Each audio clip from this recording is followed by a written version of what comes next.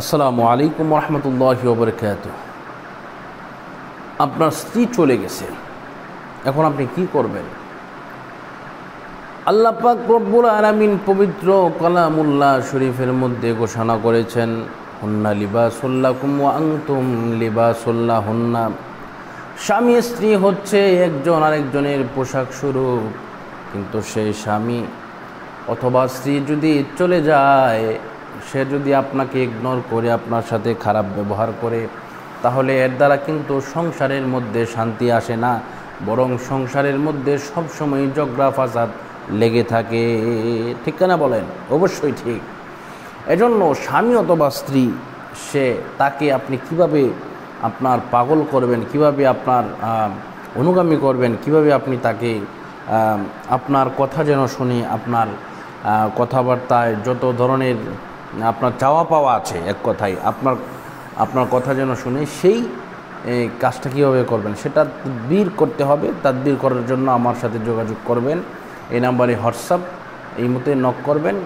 অনেক সময় ফোন বন্ধ থাকে, এজন্য ফোনের নেটওয়ার্ক থাকে না, সমস্যা হইতে পারে। এজন্য এই হোয়াটসঅ্যাপে বা এই মতে আপনারা নক করবেন অথবা সরাসরি ফোন দেবেন। এই নাম্বারে আপনারা যোগাযোগ করবেন 016-430-63744, ইনশাআল্লাহ।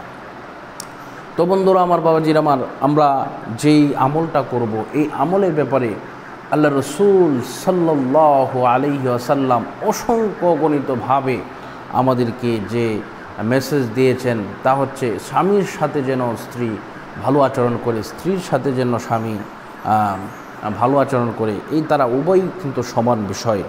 এজন্য যদি কেউ খারাপ আচরণ করে বা খারাপ কিছু করে, তাহলে আপনি কীভাবে তাকে আনবেন? সূরা কুরাইশ, কুরআনুল কারীমের 30 পারার মধ্যে একটি সূরা আছে, সেই সূরা হচ্ছে সূরাতুল কুরাইশ। এই সূরা যদি আপনি পড়েন, তেলাওয়াত করেন, এইভাবে এই নিয়মে পড়েন, আউযু বিল্লাহি মিনাশ শাইতানির রাজীম, বিসমিল্লাহির রহমানির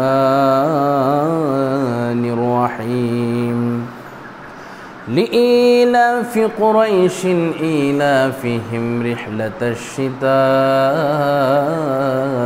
والصيف فليعبدوا رب هذا البيت الذي أطعمهم من جوع وآمنهم من خوف। এইভাবে আপনারা এই আমলটা করবেন।